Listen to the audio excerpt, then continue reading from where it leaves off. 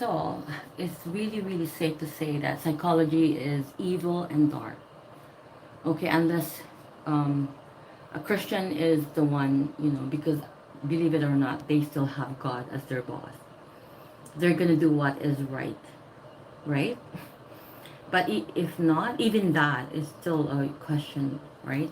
You can go, heal yourself through Jesus Christ, right? By prayer and fasting.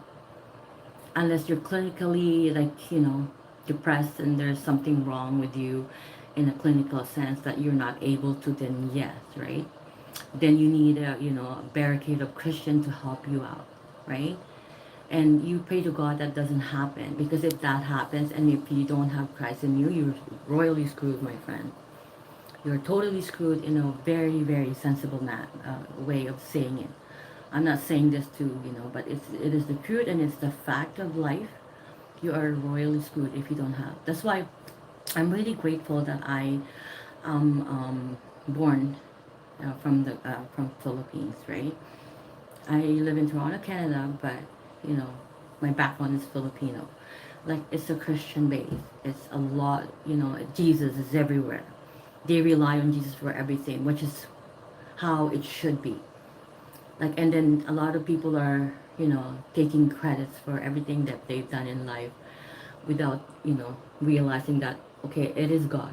Even you waking up in the morning, you breathing right now, is God. It has nothing to do with you. None of your achievements are yours. None of whatever, you know, resources that you have is yours.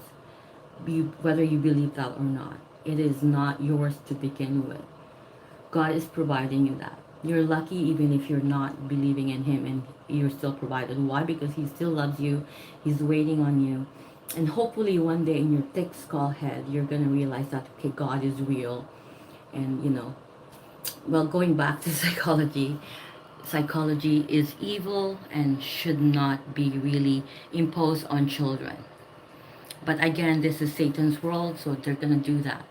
But if you read the Bible, you're never going to be deceived. You're never going to be destroyed, and you're never going to die in a sense of eternal death, right? Your body might be dead, and who cares? It's a body. It's so good to die. I wish I'm dead so I can wake up. I'm with Jesus Christ, but He won't let me. I already asked Him many times. He's He knows I can share whatever wisdom, godly wisdom, not worldly wisdom, okay, that I know. I could help many. Because our aim here in life should be taking as much men, not just men in general, because a lot of dirty minds will like, oh, she's very malicious, she's very, I'm talking about men, meaning men and women, humanity. That's the only thing that you should be taking with you when you die, not your wealth. So why are you even worrying about that? Why are you even wasting your bloody time on making yourself rich? God will provide. It doesn't matter the hardship. If you're having a hard time in any aspect, bring it to God. Bring it to Jesus Christ. And I'm not saying He's gonna, like a genie is gonna help you like that. Because I did a video yesterday, like on ways how God will not answer prayers, right? If you're not like I'm not obedient, like I'm in this, Anyways, I wanted to, because like I said, um, I've been married twice, but it's not really my choice. I was forced into it, and one, I had to do it because for my children's sake, so that they could stay in Canada, right? And and the third one has to be the one. And I'm praying to God always that He brings me the proper one that will bring me to the Lord, that I don't need to feel, bad about any personal flesh to contact with it, because it is of God, right? And we don't say that, oh, that's taboo to say with God. No, because you're also saying that that private part of yours is not owned by God. It's owned by God, everything. So you can be talking to God with everything, right? Yes, you can. everything. There's no exception. Because if you're not talking to him or to Jesus with even your sexual orientation or your sexual whatever, especially if you're married, right? It's better. Whether you're married or not and you're having these disobedience, right? Like me. And, you feel, because your conscience, right, will tell you, especially if you're a Christian, your conscience will tell you, your Holy Spirit will really, really, how to call it, lead, will cry, will have its, self, right? Because it's taking you away from the cross, right? The Holy Spirit is supposed to take you back to the cross no matter what. That's what the Holy Spirit's job is.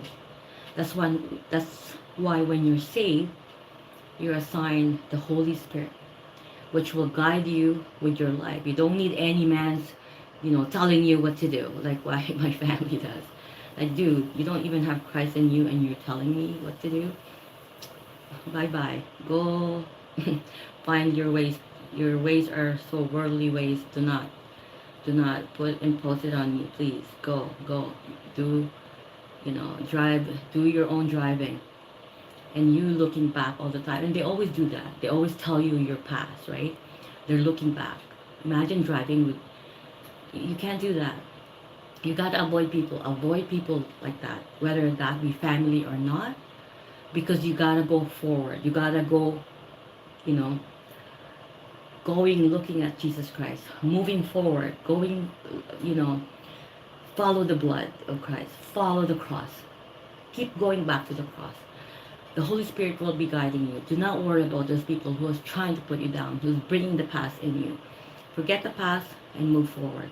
That's all I can say. That's why psychology, in its own name itself, in its own identity, is evil. It's very evil. Unless, again, you know what I'm trying to say, right? I love you guys so much.